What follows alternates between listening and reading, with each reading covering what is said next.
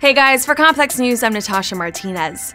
The beginning of May signals the coming of summer, a special time for not only flexing on vacation, or at least trying to on social media, but a time to spend at the movies where blockbuster hits will take over for the next 4 months. The majority of 2019 so far has been consumed by the excitement for Avengers Endgame, but now that the Marvel phenomenon has been released, there are plenty of other amazing movies to look forward to during the summer season. Complex has compiled a list of some of the most buzzed about summer movies, including Fast and Furious presents Hobbs and Shaw, The Lion King, and Spider-Man: Far From Home.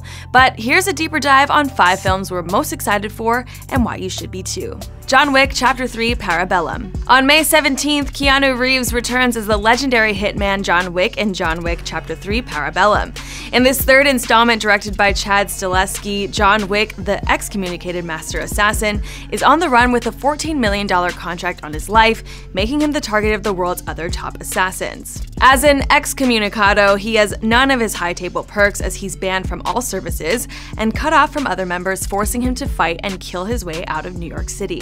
Back in March, Reeves spoke with Collider while on set and revealed what we can expect. We got ninjas, John Wick on a horse, and in the desert. Lots of fighting. Technique-wise, oh, we got some swords. What else? Lots of guns. We can also expect to see some familiar faces on screen. Lawrence Fishburne and Ian McShane return as Bowery King and Winston, but according to the film's official Twitter, these two may not be on the same side. A photo was released with the caption, "Old Friends, New Enemies, Chapter 3. Halle Berry will also be joining the Wick franchise as Sophia, who also shares an affinity for dogs and the color black. Dark Phoenix. In June, the X-Men franchise will take a second shot at adapting the Dark Phoenix saga, this time with Sophie Turner playing Jean Grey. The first go-around with the character happened in X-Men: The Last Stand, which was not well received by fans or critics.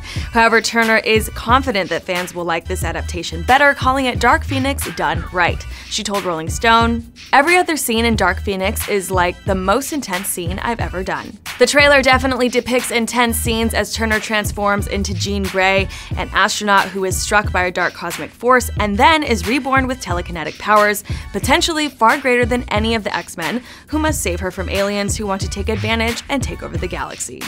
Sophie revealed that in order to play Jean being possessed by the Phoenix, she has to think about mental illness. She said that a lot of people can relate to hiding something that is trying to punch its way out and show itself.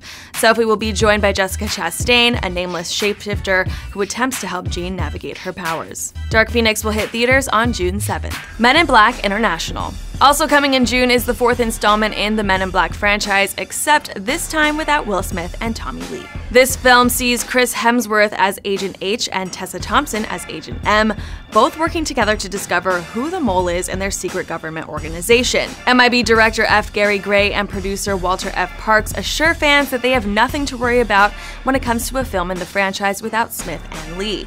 Parks noted the major chemistry that Hemsworth and Thompson have, especially seen in Thor Ragnarok. The first 3 pictures are very dependent on Will and Tommy's particular chemistry and on the comic approach that director Barry Sonnenfeld brought, so we knew we needed performers with these vivid personalities and an inherent rapport, and luckily we could see the seeds of that in Thor. Gray also assured readers that they are not aiming to replace Will and Tommy. This installment aims to add to their team. Of course, one of the more exciting facets of this film is, for the first time, we'll see a woman in black at the center of the action. Besides being happy to be working with Hemsworth, once again, Thompson talks about her character being the driving force of the plot. The genesis of the whole thing is a young girl whose life had been altered by an encounter with Men in Black, and the idea is that unlike Will Smith in the original films, she's a protagonist who hasn't been recruited but has found them. You erased my parents' memories, but you didn't get mine. It took me 20 years to find you. How many people can say that? I found you. You can see Men in Black International in theaters on June 14th. Once Upon a Time in Hollywood. Even though this film has been barely screened, Quentin Tarantino's 9th film, Once Upon a Time in Hollywood, has some serious Oscar buzz. According to Variety, it's just the type of movie that Hollywood loves, a film about itself. Set in 1969 Los Angeles, TV star Rick Dalton, played by Leonardo DiCaprio, and his longtime stunt double, played by Brad Pitt, make their way around a changing industry they no longer recognize. So, Rick, explain to the audience exactly what it is a stunt double does. Actors are required to do a lot of dangerous stuff.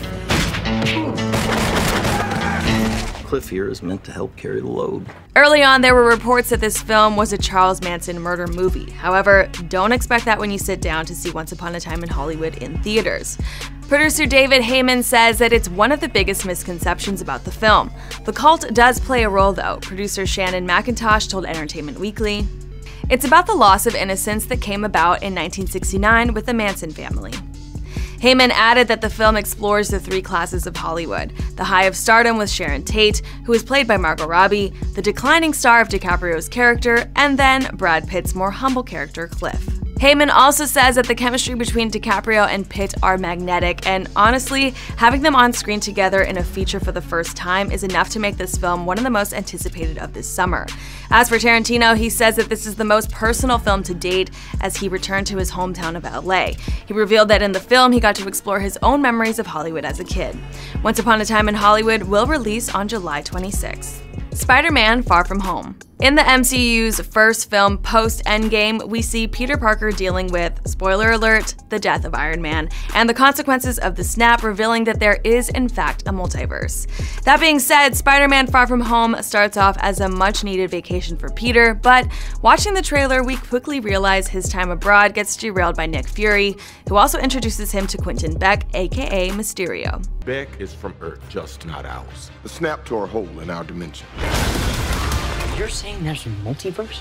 The dynamic between Peter Parker and Nick Fury will be one of the highlights of Far From Home. Director John Watts said that their relationship will mimic that of Peter's relationship with Tony, just on a different level. I always wanted to put our idealistic teenage hero Peter Parker against a jaded, world-weary super spy like Nick Fury. I always thought that would be such a great combination of conflict and relationship to explore. That was something that was in my very first pitch and my very first meeting at Marvel. I was like, I want to see this kid go up against this bad motherfucker, you know? Tony Stark is like the cool, supportive, rich uncle. Nick Fury is more like the mean, new stepdad. And I just thought it would be really fun to see those two worlds collide. You can see Spider-Man: Far From Home continue the Marvel franchise in theaters on July 2nd. For the full list of movies we're excited to see this summer, head over to Complex.com. That is all for now, but for more stories like this, keep it locked to Complex on YouTube. For Complex News, I'm Natasha Martinez.